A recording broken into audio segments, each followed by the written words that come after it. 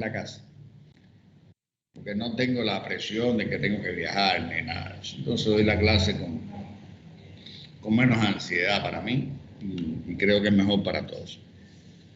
A ver, chicos, el volumen de materia que tenemos que tratar se hace imposible en la cantidad de horas clases que tenemos de teoría, lo cual quiere decir que en momentos donde la carga horaria de la parte práctica no sea, digamos, tan grande, podríamos, a modo de teoría y práctica, ver algunas patologías. Otras tendrán que quedarles de autoestudio porque va a resultar imposible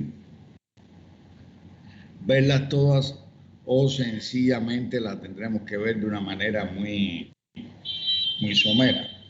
Por tanto, como ustedes han visto desde el primer momento, yo en la parte práctica, aunque hemos estado hablando de cosas prácticas, también hemos estado hablando de cosas teóricas, de modo tal que podamos ver la mayor cantidad de materia posible y que le quede la menos cantidad de materia como autoestudio. Pero habrán algunas cosas que tendrán que ver de manera individual. Recordad que ustedes son ya universitarios, ¿no? Y los universitarios también tienen que tener una autoformación. No obstante, así lo vamos a hacer. Y, por ejemplo, lo que son las enfermedades de la médula suprarrenal, también la vamos a tocar en esta semana, pero vamos a hablar también mucho de práctica. Ya verán, le tengo muchos casos clínicos, de imágenes, de fotos, porque realmente dice que una imagen dice más que 100 palabras. Y realmente eso sucede, digamos, en las enfermedades endocrinas. Entonces, vamos a hablar hoy de hipertiroidismo con la tirotoxicosis, de hipotiroidismo y el MIR-CD. Bueno, acá para empezar tenemos esa chica que se cree bien guapa, ya, miren la pose que tiene, y es una chica que es una hipertiroidea. Ahí también vemos bocio, vemos los trastornos de las uñas que se ven en los pacientes con la onycolisis, que se ve en los pacientes hipertiroideos con la paroniquia, ya, que se pueden ver, y bueno, la quemosis con el esostalmo, que se puede ver también en el hipertiroidismo como manifestaciones clínicas que son muy visibles y muy ostensibles. Bueno, hipertiroidismo y tirotoxicosis. En el hipertiroidismo no va a ser otra cosa que una producción excesiva de la hormona tiroidea, ¿verdad? Que bien sea, estas van a ser porque tiene una secreción excesiva de la hormona por parte de la misma glándula o por parte del tejido funcional tiroideo ectópico, o por una producción, ahí sin gestión, es por una producción, disculpen, eso me lo rectificó esa computadora, es por una producción excesiva de hormona tiroidea por la glándula tiroides. Todo esto va a originar una tirotoxicosis, que va a ser el síndrome clínico que se va a originar por la elevación de las concentraciones de hormonas tiroideas circulantes, en particular la T4. Pero bueno, eso después lo vamos a ver. Hay varias enfermedades o estados que van a estar relacionadas con la tirotoxicosis. El bocio tóxico difuso, o conocido por enfermedad de Grey-Basedow. El adenoma tóxico, que es la enfermedad de Plummer, ¿sí? De este que ustedes vieron acá, este de acá es el adenoma tóxico, y este es la enfermedad de Grey-Basedow. El bocio multinodular tóxico, la tiroiditis subaguda, la tiroiditis silenciosa, la tiroiditis facticia y forma rara de tirotoxicosis. Son las principales enfermedades que van a provocar el síndrome, porque fuera un síndrome, el síndrome de hipertiroidismo, ¿verdad? Y dentro del síndrome de hipertiroidismo, esto que les he enunciado aquí son las posibles etiologías dentro de ese síndrome. Yodo más tiroglobulina va a ser igual a T3 o T4, que son las hormonas tiroideas, ¿verdad? La T3 y la T4 van a hacer activadoras del metabolismo, van a ser hormonas que van a hacer, estimulan como tal el metabolismo, digamos que exacerban el metabolismo, ponen a tener un mayor gasto energético. Es indispensable para el proceso de crecimiento. El AT4 es más abundante y más activa y más rápida que la T3, por tanto el AT4 es más importante que la T3 para la funcionalidad de las hormonas tiroideas, y tienen receptores en los núcleos parentales. La actividad metabólica que van a hacer la T3 y la T4, aunque esto lo están viendo en otras partes de la asignatura, siempre me gusta hablarle a este aspecto. La actividad metabólica es que aumente el metabolismo basal. Por tanto, si aumentan el metabolismo basal, van a ser hormonas que son de alguna manera anabólicas, ¿verdad? Mejor dicho, son metabólicas, van a estar produciendo como tal y generando una actividad de producción de ATP, ¿ya?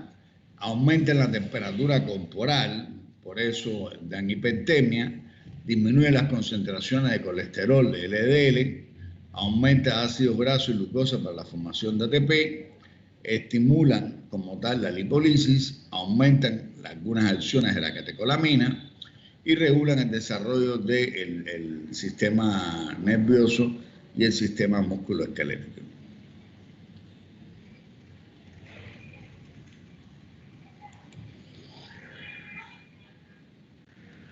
Enfermedad de Graves-Basedow es la forma más común de esta enfermedad. Afecta más a las mujeres que a los hombres, sobre todo en mujeres entre los 20 a 40 años, y va a contar, la enfermedad de Graves-Basedow va a contar de tirotoxicosis, es decir, las manifestaciones propias de hiperfunción tiroidea, va a dar un bocio, va a dar una oftalmopatía con exoftalmo y una dermatopatía con mesedema pretibial, que son estas manifestaciones que ustedes ven acá. ¿Ya? En mesedema pretibial se va a ver tanto la enfermedad de Graves-Basedow como también se van a ver en el hipotiroidismo, ¿verdad? Entonces, fíjense que es una enfermedad que afecta más a la mujer que al hombre, ¿verdad? La etiología de la enfermedad va a tener un origen desconocido, otras veces autoinmunitario. Se especula que tiene una, digamos que una presunta heredofamiliar, ¿no? Donde se producen anticuerpos antitiroideos, ¿ya? Y esto se ve porque hay una concordancia entre gemelos monocigóticos donde habitualmente ambos padecen de esta misma patología. No obstante, se dice que factores ambientales como el estrés, el consumo del tabaco, la infección, la exposición al yodo, también contribuyen en gran manera con la carga genética a la producción de esta enfermedad, que es la enfermedad de Graves-Basedow. Lo típico de esta enfermedad de Graves-Basedow, porque no todos los hipertiroidismos tienen exoftalmo. Cuando hay exoftalmo y hay hipertiroidismo, es decir, que tiene una oftalmopatía por tirotoxicosis, ahí estaríamos en presencia de una enfermedad de Graves-Basedow, ¿verdad?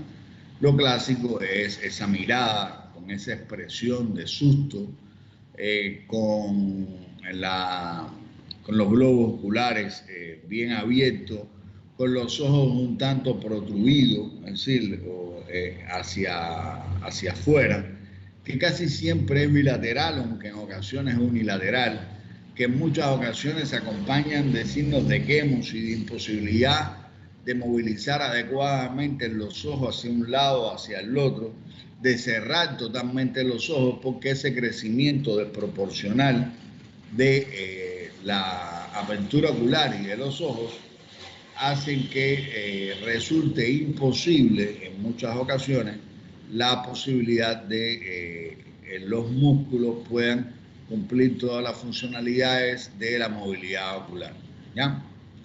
Por tanto, la oftalmopatía tiroidea es bastante expresiva, pero fíjense cómo muchas veces se puede corregir desde el punto de vista quirúrgico y aquí tienen una imagen postquirúrgica de una descompresión orbitaria porque ocurre por el acúmulo de material que va a suceder. Ese material se va a acumular posterior al globo ocular y podría ser corregido quirúrgicamente e inclusive muchas veces mejora posteriormente al tratamiento del hipertiroidismo, ¿verdad? Miren acá, el mixedema pretibial, ¿ya? Que se ve en la enfermedad de Greve-Basedow. El mixedema, mírenlo aquí, ya se ve enrojecido, duro, ¿ya? Es propio de la enfermedad de Greve-Basedow.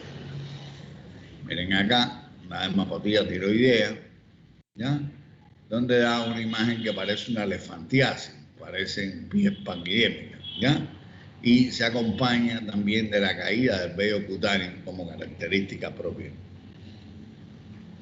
Además de eso, va a dar otras manifestaciones clínicas, como pueden ser el eritema palmar. Miren cómo se ven las manos. El eritema palmar, cuando usted lo ve presente, muchas veces obedece o a una patología hepática o a un hipertiroidismo o en otras ocasiones, son las dos fundamentales, son esas, ¿no?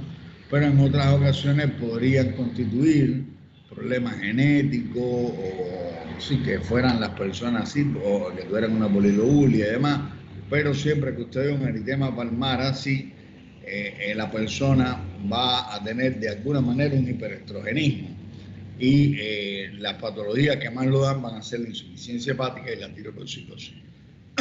La piel va a estar caliente, húmeda, un tanto enrojecida. Las uñas de Plummer, miren las uñas, como que hay una onicolisis, miren que son muy frágiles.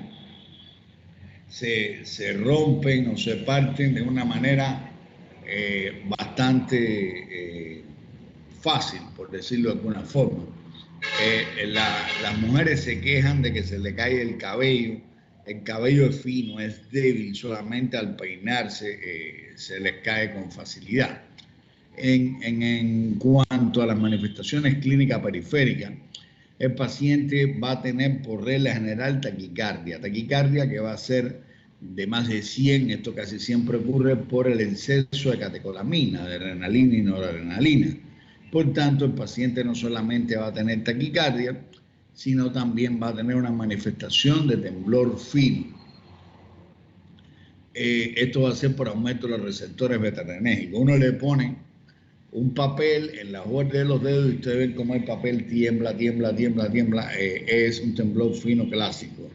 Va a haber sudoración profusa, las personas van a tener inmovilidad para mover el párpado superior o para cerrarlo, van a tener un hipermetabolismo, por tanto las personas van a tener una mayor necesidad de oxígeno y van a disipar un calor al tener una mayor actividad metabólica, por tanto van a tener tendencia a aumento de la temperatura y por regla general van a quejarse los pacientes de que comen mucho porque tienen hambre y porque comen.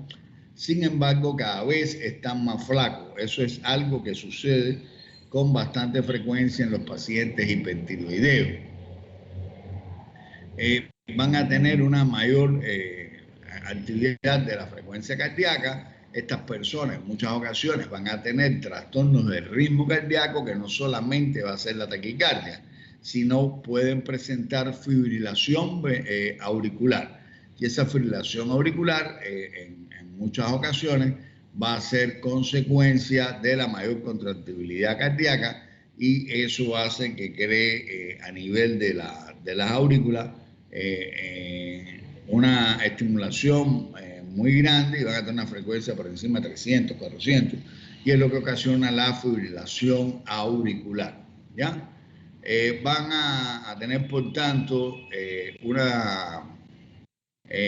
bueno, también van a tener taquicardia y disminución en la resistencia periférica, por tanto, ¿sí? Van a tener, si acaso, una vasodilatación. En el sistema nervioso central van a tener o pueden tener la habilidad emocional, las personas van a llorar de manera fácil, van a ser muy inquietos, muy intranquilos, van a tener movimientos rápidos y exagerados, pueden quejarse de debilidad muscular, de insomnio, de irritabilidad en ocasiones, van a tener un temblor, que ya lo habíamos conversado, que van a ser un temblor fino, que va a aparecer como un temblor intencional, va a aparecer un Parkinson, porque el Parkinson es la otra enfermedad que ocasiona un temblor intencional o temblor de intención, que es un temblor que aparece cuando van a desarrollar alguna función. Mientras están quietos no tiemblan, mientras están dormidos no tiemblan, van a temblar cuando van a realizar algún tipo de movimiento o algún tipo de actividad.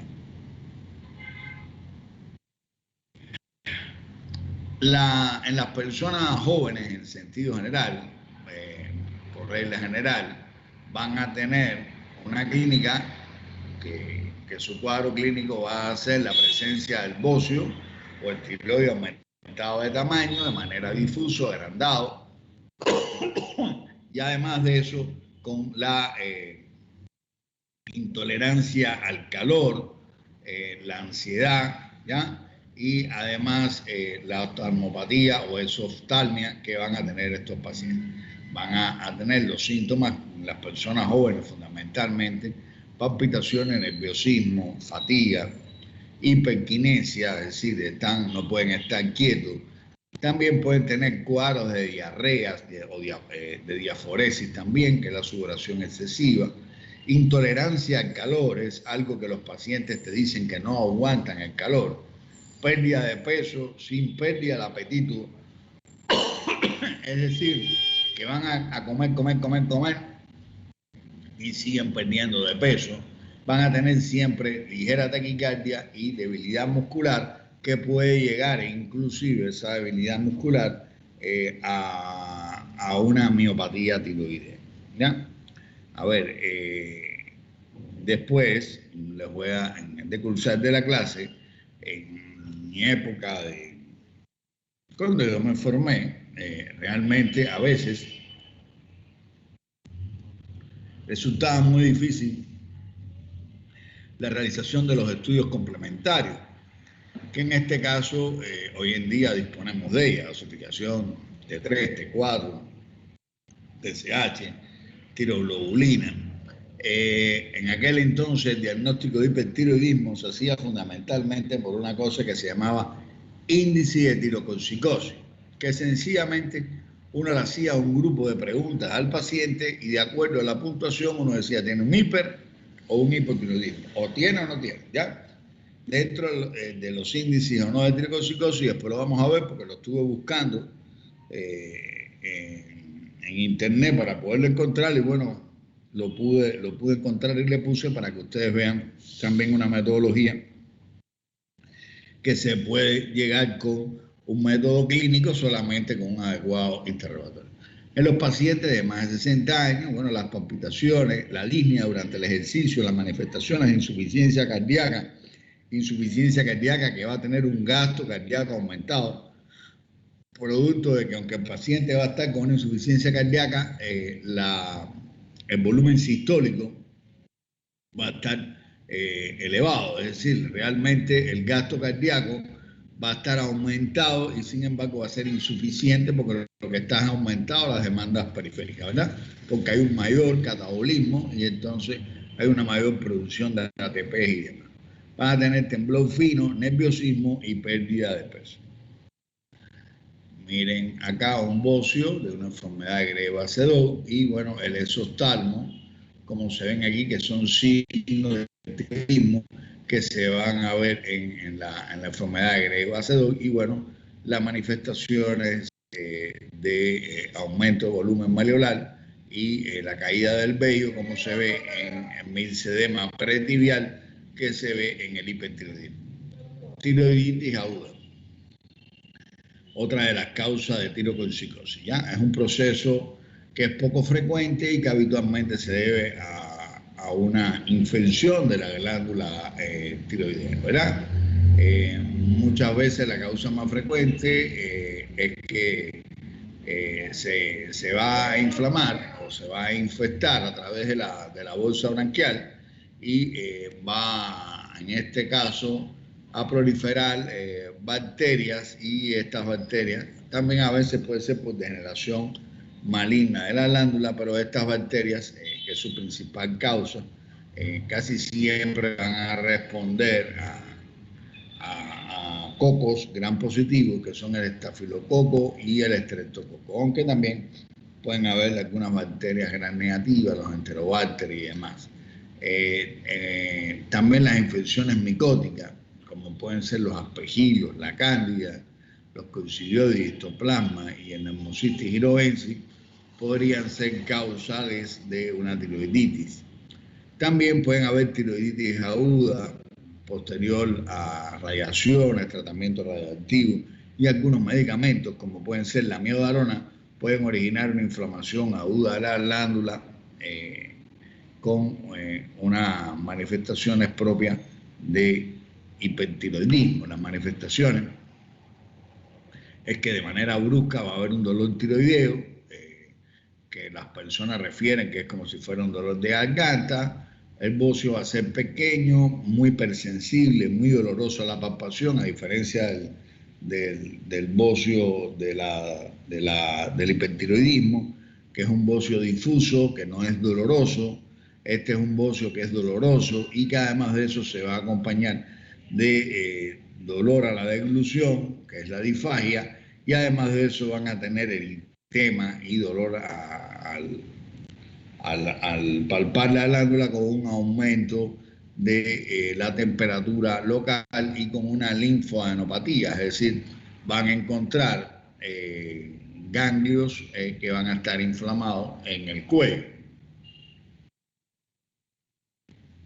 Tiroiditis subaguda de Kerbein es otra de las enfermedades que pueden originar un síndrome hipertiroideo, ¿verdad? O una estimulación de la glándula y por tanto un aumento en la producción de la hormona por la glándula tiroidea.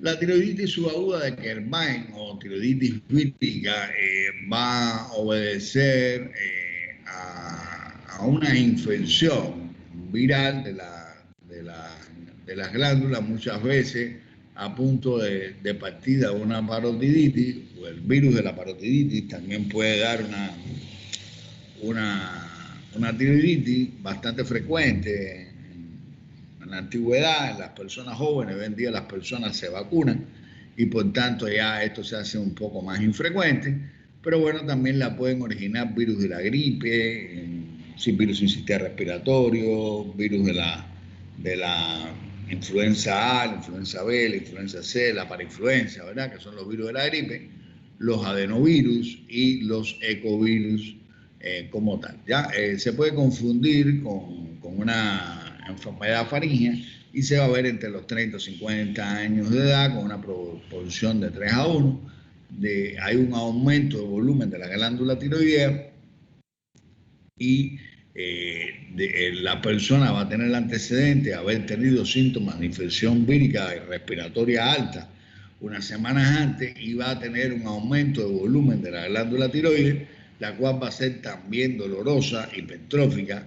Puede haber a veces fiebre con manifestaciones de tirotoxicosis en los primeros momentos, con manifestaciones de hipertiroidismo, y posteriormente la glándula va perdiendo su funcionalidad porque se va, digamos, que afectando por la infección vírica, y lo que al inicio puede ser una tirotoxicosis termina siendo como manifestaciones de hipotiroidismo, pero al inicio casi siempre da manifestaciones por liberación de estas hormonas, porque se afectan los acinos de la glándula tiroidea, van a tener manifestaciones de tirotoxicosis. El dolor de garganta va a ser referido al maxilar inferior o al oído, y va a presentar el signo de hipersensibilidad de la glándula tiroides, es decir, que va a tener mucho dolor a la palpación a nivel de la glándula tiroidea. Dentro del laboratorio vamos a ver que van a haber 3 fases que van a estar diferenciadas. Van a tener una fase de tiroconcicósica donde van a haber niveles de T3 y T4 aumentados con TSH deprimida. Los primeros momentos, como le dije, está elevada la función tiroidea porque está afectada. Después va a tener una fase hipotiroidea donde se pierde totalmente la producción de la glándula por afectación de estas células de tiroidea. Y por último va a haber una fase de recuperación. Ya habitualmente esto demora unos 6 meses donde van a haber anticuerpos antitiroideos. Esto se hace a través de la biopsia y pueden haber leucocitosis. La tiroiditis silenciosa o indolora es otra de las enfermedades que pueden provocar una tiroconcicosis. Yo le estoy hablando de un grupo de enfermedades que pueden dar un síndrome hipertiroideo, pero ustedes en particular tienen que aprenderse todo lo relacionado con el síndrome hipertiroideo en primer lugar. Ustedes, lo más importante en la asignatura es que ustedes sepan identificar cuando estén en presencia de un síndrome hipertiroideo. Y después buscaremos cuál es la etiología. Ya después veremos si es una enfermedad de Graves-Sedou, si es una tiroiditis Hashimoto, si es una tiroiditis subaguda, si es una tiroiditis infecciosa, si es una tiroiditis de Eckenstein. Y además los médicos ya graduados, a veces a prima intención, tampoco podemos identificarlo y tenemos que esperar que venga una biopsia. Pero a ustedes lo que no se les puede escapar es que cuando hay una persona con diarrea, pérdida de peso, flaco, tembloroso, ansioso, que le tiemblan las manos, que puede tener o no un bocio y que puede tener o no un exoftalmo, usted tiene que pensar en que estaría en presencia de un síndrome de hipertiroidismo. Usted le indica los estudios y ahí lo corrobora. Eso es lo que tiene que hacer un médico práctico. Ya, yo siempre digo este proverbio, es mejor curar un no sé qué que hacer un diagnóstico brillante y no dar solución.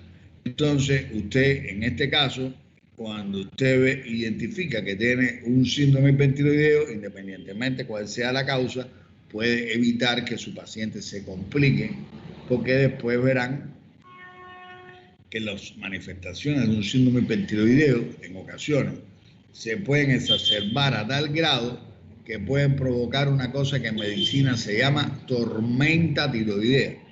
Y la tormenta tiroidea no es otra cosa que la exacerbación de los síntomas clínicos que hasta el momento hemos ido mencionando, pero con un compromiso ya de la función nerviosa superior, donde el paciente cae en coma y cae en un cuadro clínico extremadamente grave, con una hipertermia de 40 a 41 grados que necesitan de una terapia intensiva, de una ventilación, y dicho sea de paso, tiene una alta mortalidad si no se trata de manera adecuada. Por tanto, nosotros tenemos que diagnosticar lo más pronto posible para que no haya un deterioro mayor ni una complicación superior. Y esa es la funcionalidad de los médicos, ¿verdad? Y en el caso de ustedes, como estudiantes que están en formación, lo más importante es que sepan identificar las manifestaciones clínicas del síndrome hipertiroideo, ¿ok? Entonces, el paciente con una enfermedad tiroidea autoinmunitaria, ¿no? Con una tiroiditis subaguda o sin hipersensibilidad a la tiroides, ya pueden tener manifestaciones de tiroconcicosis por 2 a 4 semanas y después va a tener manifestaciones de hipotiroidismo durante 4 o 12 semanas. ¿Ya? Puede ser evidente solo una fase y después haber una resolución y ocurre en el 5% de las mujeres después del embarazo. Como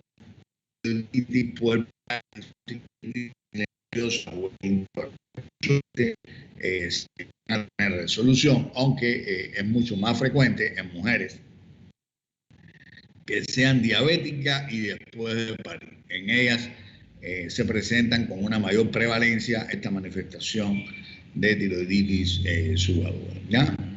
La causa más manifiesta de una tiroiditis crónica, ¿ya? Son la tiroiditis de Hashimoto. ¿Qué significa ser eutiroideo? Que dice 20-40% de eutiroideos en la necropsia van a tener tiroiditis crónica. Ya, la tiroiditis, eutiroideo quiere decir que las funciones del tiroides están normales, ¿verdad? Hipertiroideo e hipotiroideo, ya saben, hiperfuncionante, hipo.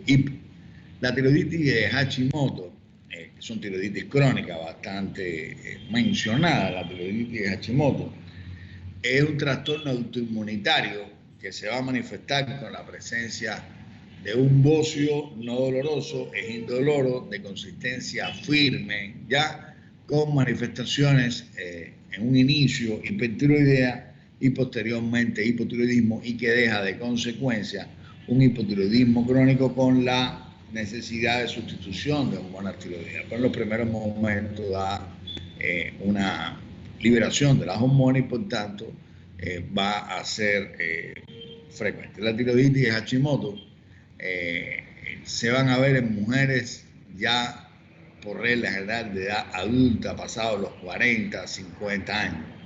La tiroiditis de Reidel es un trastorno raro que se ve ya en mujeres de 60, 70 años y son un proceso bastante insidioso y que bueno, su diagnóstico fundamentalmente va a ser del tipo biológico porque desde el punto de vista clínico es indistinguible de otras tiroiditis como son las de Hashimoto. El diagnóstico de la hiperfunción tiroidea ya se puede llegar por varias vías, ¿no? Pero desde el punto de vista metodológico, lo primero que ustedes van a ver es la dosificación de la hormona T3, T4 y TSH, ¿ya? Lo normal, los valores van a variar de acuerdo a cada laboratorio clínico, pero bueno, ustedes siempre van a tener una cifra de un valor referencial, ¿verdad? Cuando la TSH está elevada, hormona estimulante de tiroides, uno va a pensar en la posibilidad de que pudiera tener un hipertiroidismo, ¿ya? Y cuando está baja, un hipotiroidismo. La T4, la T4, bueno, disculpen acá porque aquí lo que estoy diciendo no está correcto, ¿ya? Usted va a notificar T3, T4, TSH, ¿ya? Y se va a evaluar cada una de las causas, porque está acá a la derecha, porque hasta yo me estoy confundiendo, ¿ya? La hormona de tiroides, cuando está elevada, va a estimular la glándula tiroides y puede producir hipertiroidismo de causa secundaria, pero realmente cuando hay un hipotiroidismo, también usted puede tener, cuando la glándula que está afectada en la tiroides, usted también puede tener un aumento de la producción de TSH porque el eje hipotálamo hipoficiario trata de estimular a la glándula tiroides para la producción. Por tanto, usted puede tener una TSH alta o baja y eso no significa que usted tenga un hiper o un hipotiroidismo. Usted puede tener una TSH alta cuando usted tiene una hiperfunción de la glándula hipoficiaria y puede estimular la glándula tiroidea y tener un hipertiroidismo. Pero cuando el problema está a nivel glandular y usted no produce en la tiroides, también puede tener una TSH alta. Por tanto, eso no fuera diagnóstico. Solamente fuera indicativo para poder saber si el hipertiroidismo, cuando la tiene desde el punto de vista clínico, es primario, secundario o terciario, ¿verdad? En este caso, secundario y terciario, porque sí, el primario y el secundario, porque el terciario es bien infrecuente. Y la elevación de hormonas T3 y T4 van a ser las que van a ser protagonistas habitualmente, van a tener T3 y T4 elevadas con un TSH bajo en la enfermedad de Grego hacedor, porque el problema está a nivel glandular, ¿verdad? Y cuando todas están altas, habitualmente el problema es a nivel de la hipófisis, que tiene una estimulación masiva. ¿Ya? Para no confundirlo, voy a continuar, pero lo que le estoy es explicando que esto es como un eje y que las hormonas tiroideas que usted va a dosificar es T3 y T4. Si T3 y T4 están normal, usted no tiene un hipertiroidismo. Si su T3 y su T4 están elevadas, usted va a ver si la TSH está alta o está baja. Si la TSH está baja, porque se inhibe por las concentraciones sanguíneas de T3 y T4, entonces usted tiene un hipertiroidismo, pero la causa del hipertiroidismo está a nivel de la glándula. Pero si usted tiene un T3 y un T4 elevado, ¿ya? Y además de eso tiene una TSH elevada, el hipertiroidismo, la causa está en el hipotálamo, que está produciendo una hormona estimulante de tiroides y que no se regula a pesar del aumento de las hormonas tiroideas. Por tanto, el problema estaría a nivel hipofisiario, ¿verdad?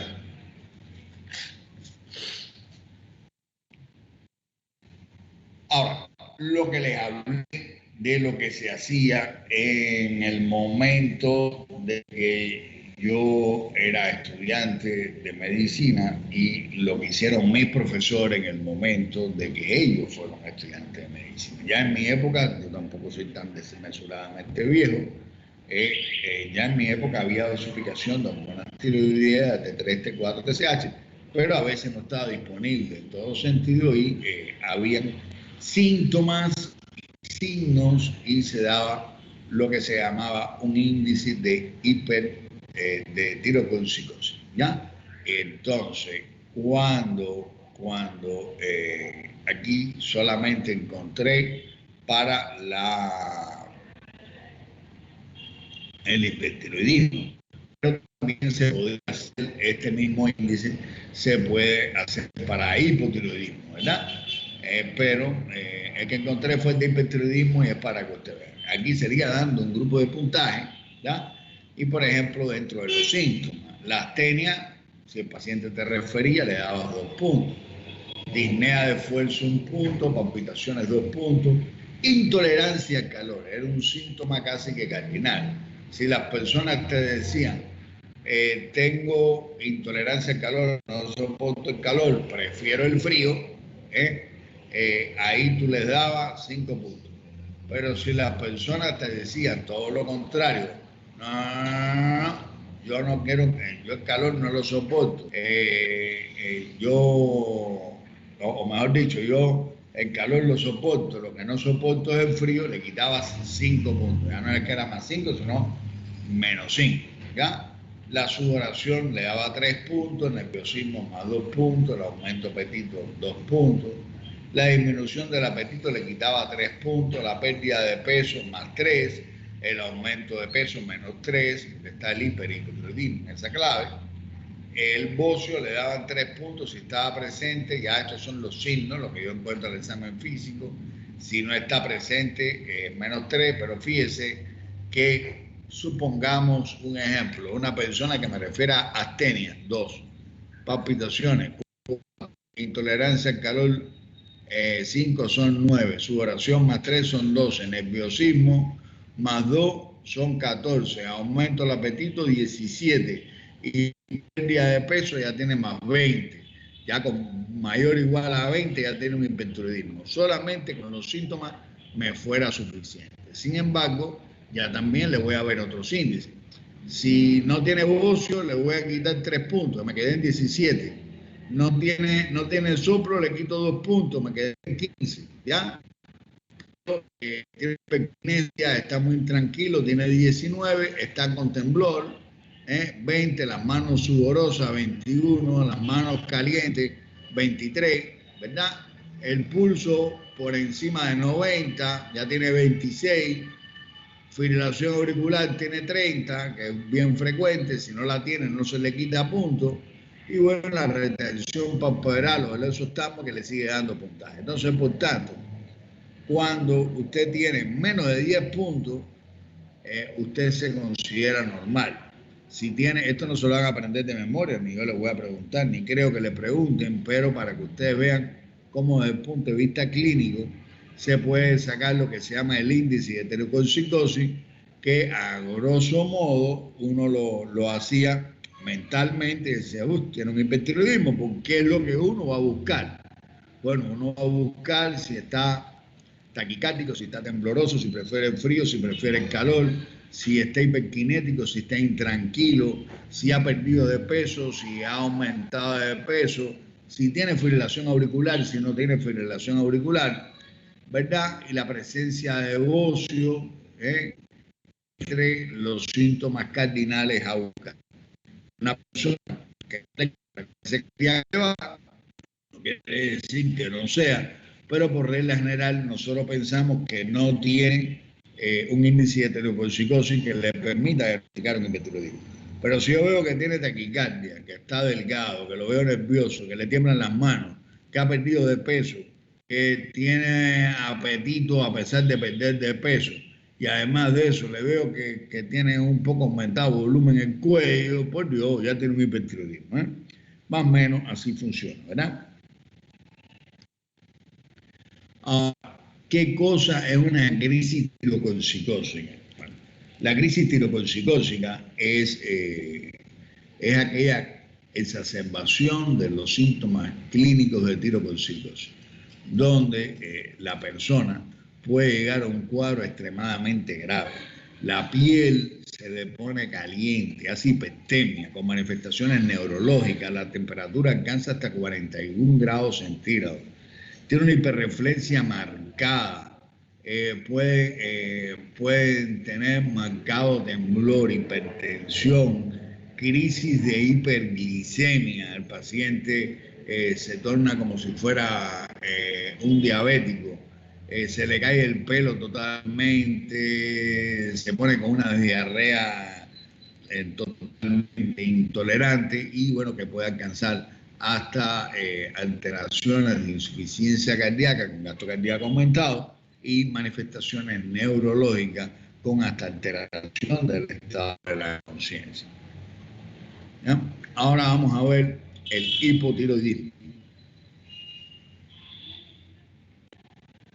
Bueno, el hipotiroidismo es un conjunto de síntomas y signos, por supuesto, como ocurre en casi todos los síndromes, que es consecuencia o consecutivo a la disminución o a la carencia de la hormona tiroidea.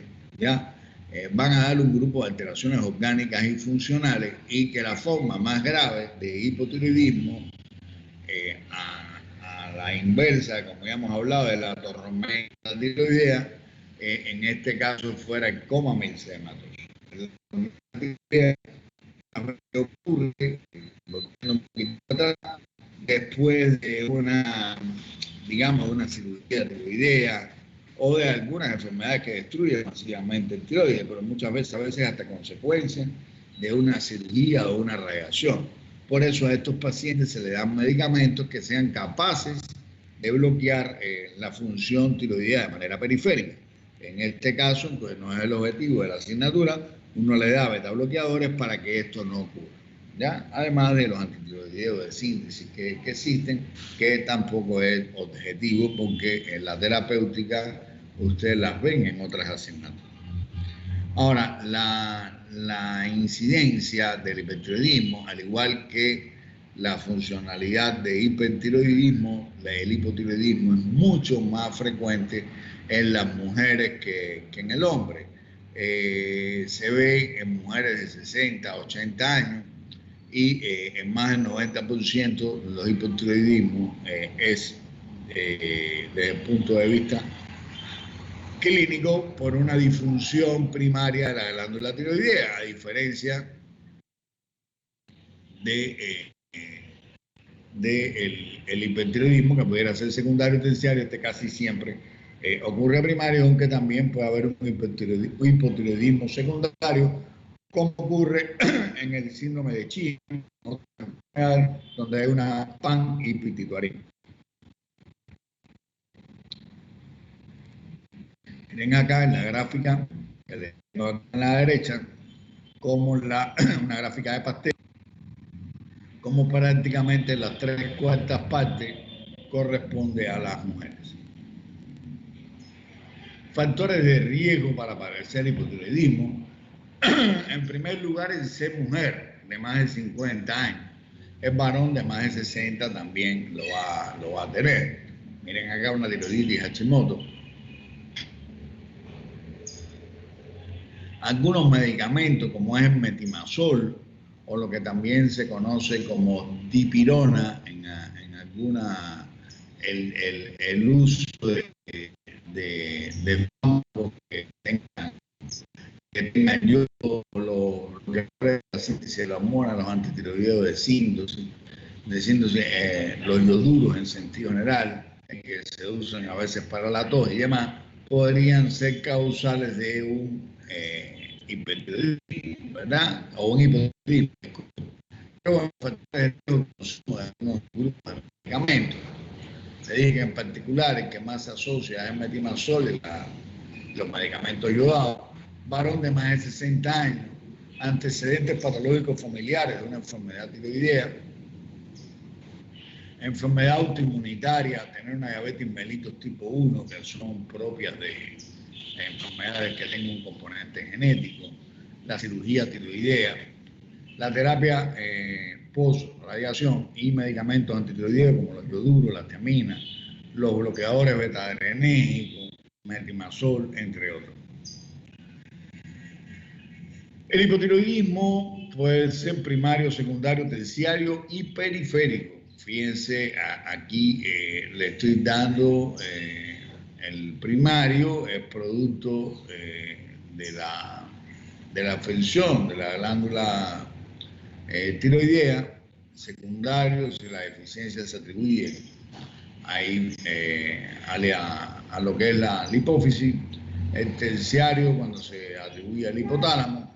Y el periférico o cuaternario es cuando la función de la glándula tiroidea periféricamente van a estar bloqueadas por una resistencia periférica a ellas, ¿no? En el tiroidismo primario van a ver que ustedes van a tener elevado la TSH, que es la hormona estimulante de tiroides. Sin embargo, no hay respuesta igual a un T3 y un T4 que va a estar bajo.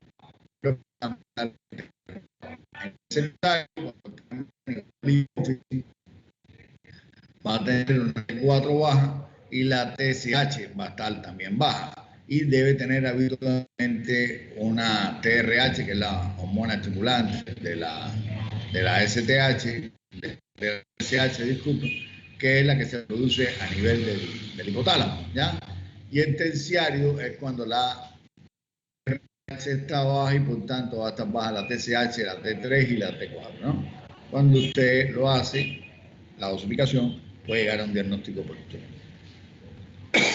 Eso se lo van a tener que leer, pero no es nada difícil.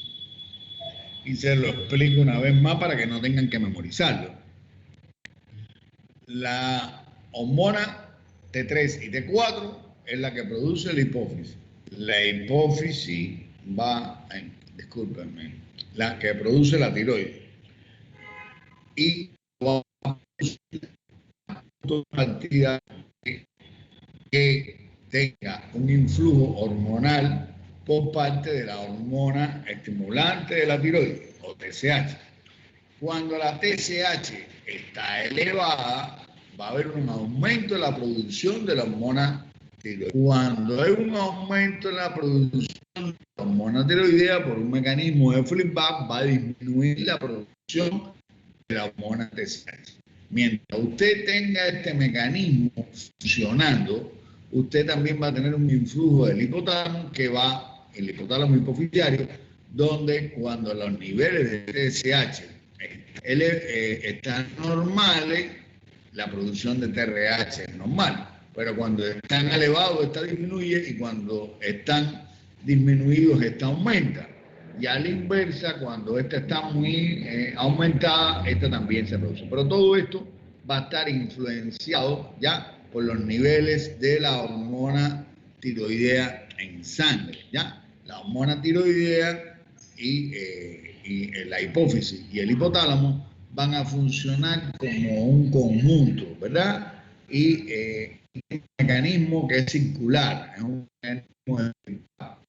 cuando la hormona que estimula está alta o estimula en exceso. Pero cuando usted recibe un exceso de estimulación o exceso de producción, entonces usted trata de, un mecanismo de feedback, de inhibirlo. Y por tanto, va a tener una hemorragia en todo momento. Ahora, cuando se pierde ese equilibrio, o hay alguna afectación en alguna de las glándulas, bien sea hipotálamo, bien sea el hipófisis, o bien sea la tiroides, entonces ahí usted va a tener una afección, ¿ya? Por ejemplo, cuando la afección es primaria, la glándula funciona como le da la gana y no le importa que usted la estimule, ¿ya? Para que usted me comprenda. Y entonces lo mismo produce mucho que en el hipertiroidismo, o sencillamente tiene una enfermedad que no tiene cómo producir y aunque usted le estimule mucho, no funciona, como sucede en el hipotiroidismo primario. De todas maneras, eso lo pueden leer y volver a leer y lo podrán comprender. Y me imagino que en las otras asignaturas que están dando en componentes de fisiología, también en la fisiopatología, ahí le van a explicar, ¿verdad? Ahora, las anomalías patológicas, la tiroiditis de Hashimoto, ¿ya? Va a haber una reacción en el sistema inmune con una destrucción progresiva en la función tiroidea y hay hipotiroidismo que es iatrogénico, como puede ser secuelas de cirugía, radioterapia, medicamentos, yodo radioactivo, entre otros, y la diginesia tiroidea, que son pacientes pediátricos con malformación de la glándula, con aplasia, hipoplasia y ausencia del factor estimulante, la TSH, con un déficit de secreción de tiroglobulina. Los medicamentos que pueden producir hipotiroidismo, entre otros, vamos a tener la amiodarone, los interferón, la talidomida, el litio, la carbamazepina o tegretol, la fenildoína y el perclorato. También el metimazol, ¿ya? Todo esto va a provocar una inflamación de la glándula y una hipofunción glandular.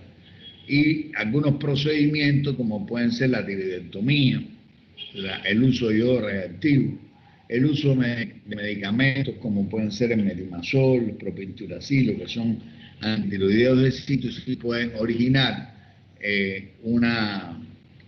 un hipotiroidismo. Es decir, una persona comienza siendo hipertiroideo y yo le doy yodo radioactivo o le doy antitiroideo de síntesis, puedo convertirlo en un hipotiroideo. Es más fácil tratar un hipotiroideo con un hipertiroideo, porque en el hipertiroideo le tengo que dar un grupo de sustancias o un grupo de medicamentos para inhibir la actividad de la hormona tiroidea. Sin embargo, en un paciente con hipertiroidismo, Doctor, yo sí, dígame. disculpe, ¿usted Dígame, cambió de doctora. diapositiva? Yo En no, la parte porque que dice, estábamos anteriormente en el hipotiroidismo, puede ser primario, secundario, terciario. ¿Cambió esa diapositiva? no, porque ¿qué pasó? Es porque usted se congeló. Ah, me congelé, disculpe. Ajá, por eso que le preguntaba. No, aquí tengo este problema que tengo el internet acá al ladito mío. A veces puede que baja la intensidad, porque es un internet portable. Ante cualquier situación me dicen, ¿eh? Sí, doctor, no se preocupe. Por eso que le preguntaba si había cambiado de diapositiva, porque como se congeló, entonces estábamos con eso. Pero ya ven este que dice hipotiroidismo primario o no, No, ¿sí o no? como título no. Estamos en la, sale una diapositiva en la cual dice las causas. ¿A ese se refiere u otro? Hola. Ustedes no ven, a ver, yo estoy pasando la diapositiva, ¿no lo ven? No.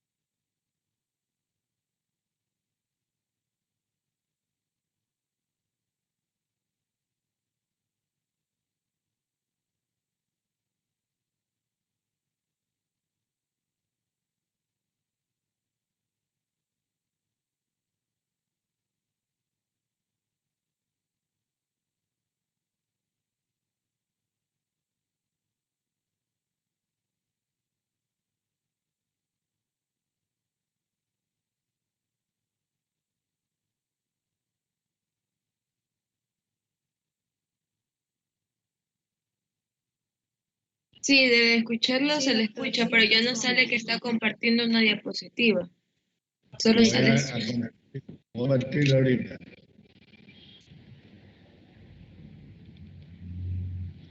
Ahorita se le compartió o no. Todavía no se abren las diapositivas, doctor. Está cargando, doctor. Ahora sí, doctor. Ya, doctor, Ya. sí, está proyectando.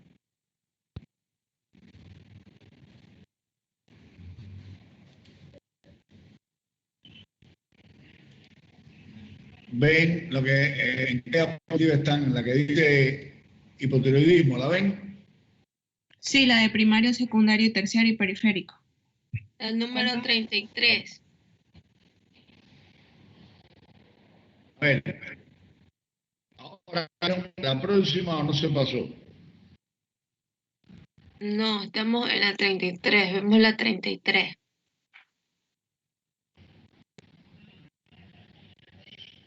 Caramba.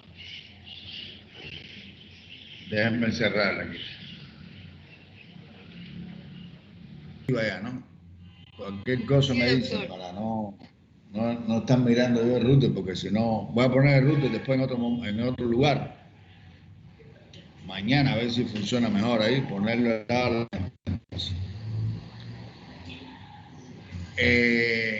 entonces, bueno, el hipotiroidismo, como les dije, pueden ser secundarios a un grupo de medicamentos: tiroiditis Hashimoto, hipotiroidismo iatrogénico, diginesia tiroidea. También quité mi cámara para que no consuma internet, ¿no?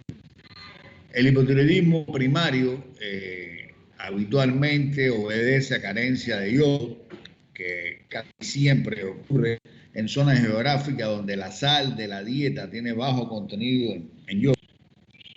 Problemas congénitos como pueden ser trastornos cromosómicos en zonas geográficas donde hay una tendencia a un bocio nodular, y algunos medicamentos como ya habíamos mencionado, y en particular la amiodarona, el interferón, el litio y el metimazol sodio. El hipotiroidismo puede ser primario, secundario y terciario, ¿ya? En el hipotiroidismo primario, donde la afección a la glándula tiroides, como ustedes ven aquí, tiene una cruz ahí en la glándula tiroides, va a estar disminuida a T4 y va a estar aumentada a TH, ¿verdad? Esta se va a ver en la tiroiditis Hashimoto.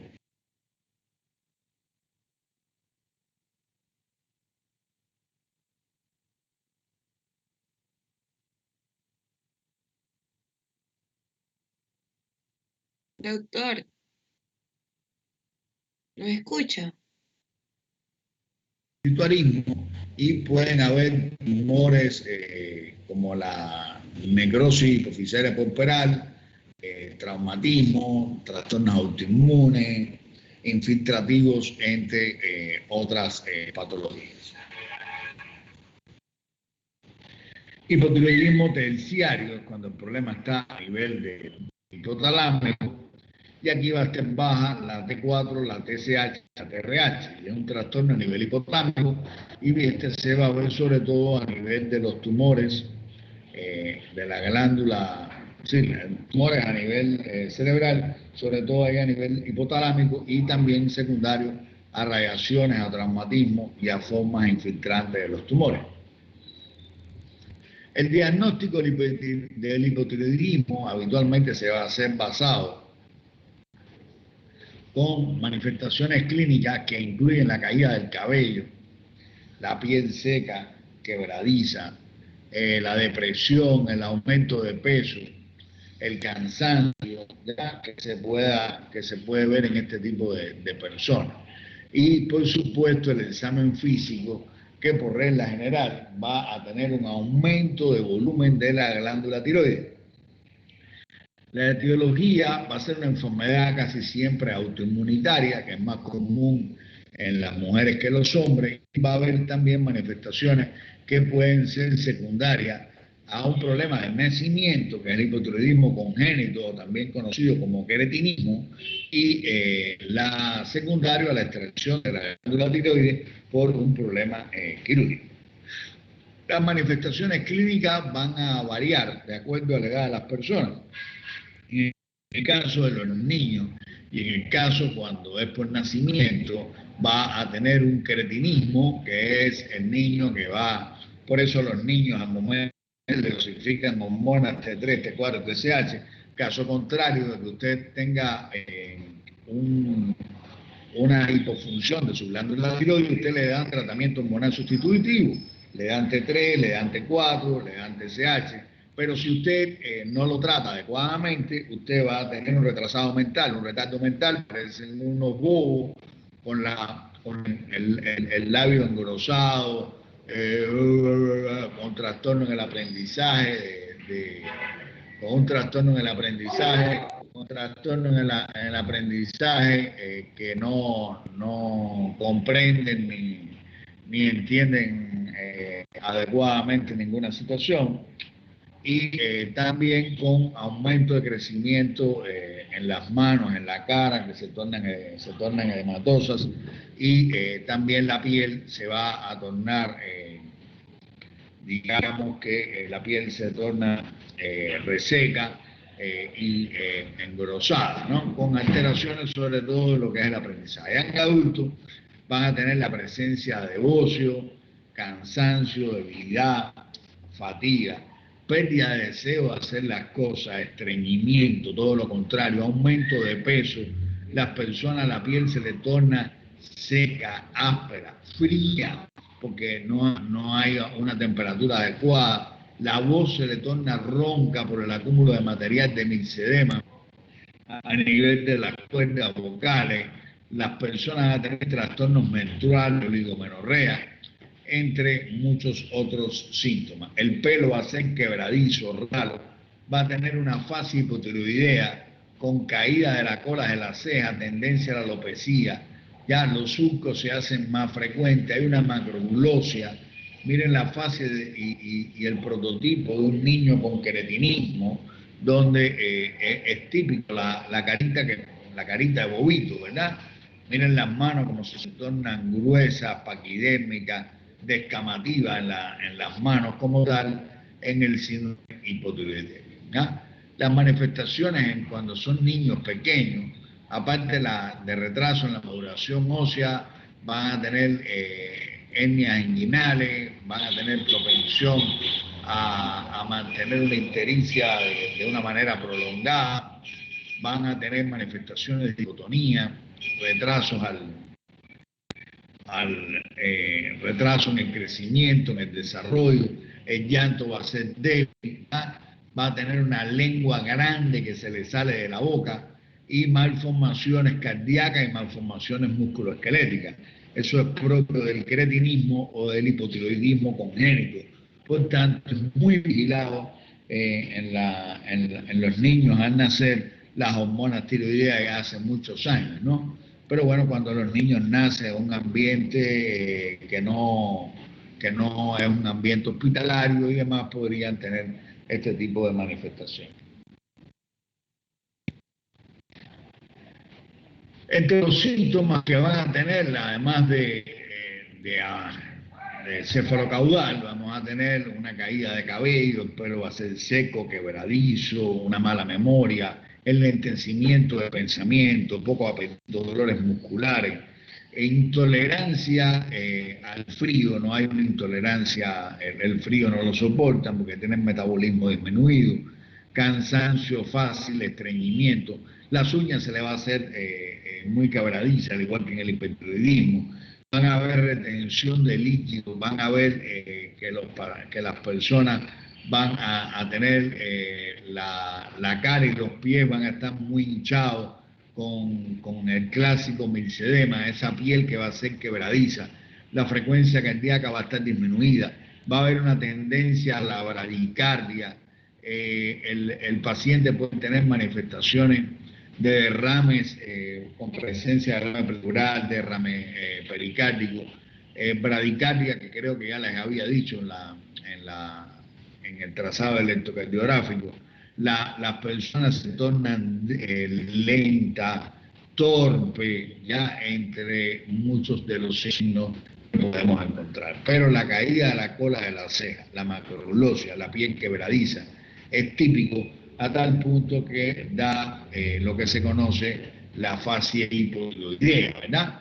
Y esa manifestación de edema palpebral, con prácticamente pérdida de la mímica, con labios gruesos, con piel, con la caída de la cola de la ceja, con blefaritis, que muchos tienen, glositis, y alopecia es muy clásico de manifestaciones de la fascia hipotiroidea. Si a eso se le suma que cuando hablan con una voz ronca y demás, con esa piel tan engrosada, se hace característica la fascia hipotiroidea, que uno lo ve, uno le pregunta, ¿tú padeces tiroides? Porque es característica la fascia hipotiroidea. En el aparato respiratorio pueden tener hipoventilación, apnea del sueño, voz ronca, derrame pleural, retención de CO2. En el aparato cardiovascular pueden tener bradicardia, derrames pericárdicos, hipertensión arterial, disminución del volumen de eyección, insuficiencia cardíaca.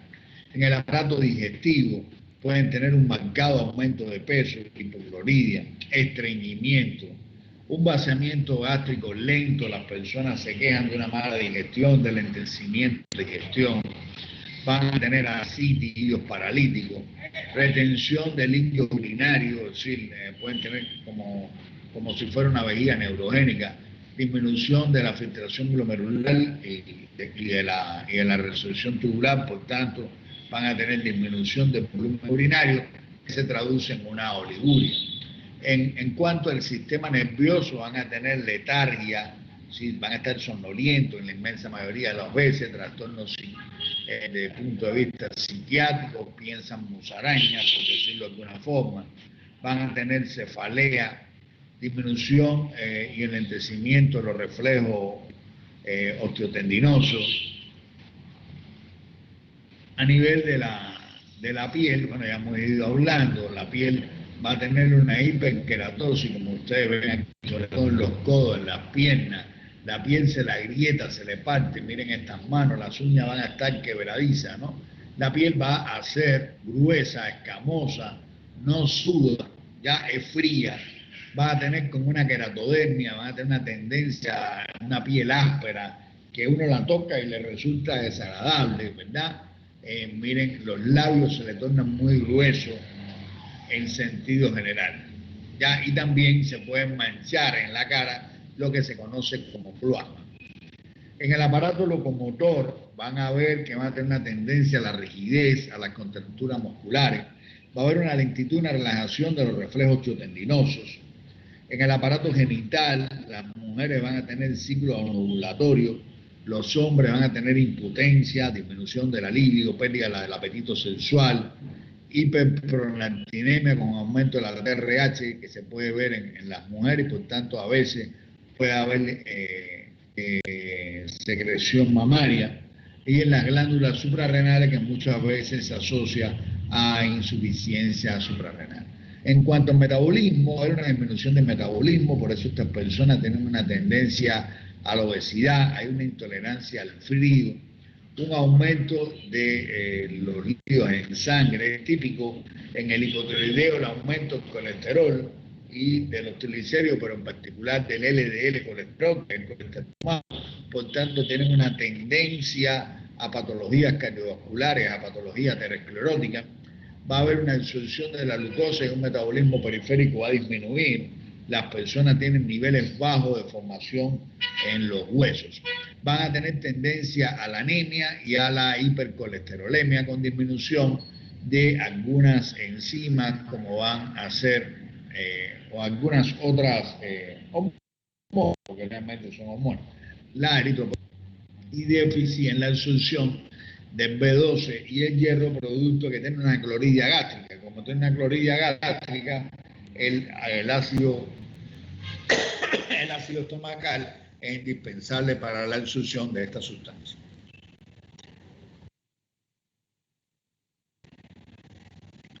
En cuanto al diagnóstico, el diagnóstico se puede hacer basado en una ecografía y con la toma de biopsia de la glándula y ahí uno va a saber qué tipo de afectación tiene. A veces un nódulo, a veces un aumento difuso de la glándula, a veces solamente es una parte de la glándula. ¿Ya? Miren cómo se ve normal, hiperfuncionante y una hipotiroidismo por una tiroiditis autoinmunitaria. Disculpen.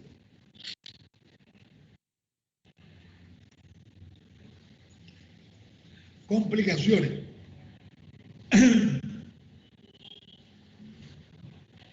momentito.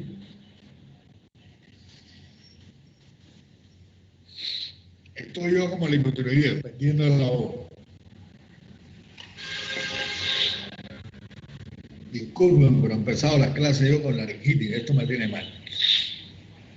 Entonces, en cuanto a las complicaciones, chicos, la complicación principal es el coma medicametoso. El coma medicametoso tiene una alta mortalidad, dicho sea de paso, una complicación grave del hipotiroidismo. Como resultado de esto va a haber un coma con encefalopatía hipóxica, como tiene tendencia a la hipoglicemia, a veces está complicado, es un estado terminal del hipotiroidismo donde no hay un adecuado control y una incapacidad para comunicarse con el paciente. Como ya les dije, muchas veces aparece secundario una sepsis y demás con una alta mortalidad, ¿ya? En el cuadro clínico va a haber una marcada hipotensión, bradicardia, síntomas de hipoventilación, de shock, hipotermia, convulsiones, hipoglicemia. Y el diagnóstico viene dado por un paciente que tiene un hábito de ser hipotiroideo con todas estas complicaciones que le hemos dado. Otras complicaciones que puede tener el hipotiroideo es el aumento de riesgo cardiovascular, los defectos, anomalías congénitas que pueden tener un hipotiroideo, sobre todo cuando es de nacimiento, con trastornos cardiovasculares, y en el caso de los hombres, por los trastornos hormonales, puede conducir a una infertilidad y pérdida de apetito sexual, ¿no? En la mujer casi que le resulta imposible la posibilidad de quedar embarazada. Con la terminamos la clase. Entonces, a poner la cámara. Bueno, chicos, pregunta de la clase del día de hoy. Disculpen ustedes la interrupción que pasó, que realmente no fue raro, pero quizás haya caído la conectividad en ese momento. Preguntas, chicos.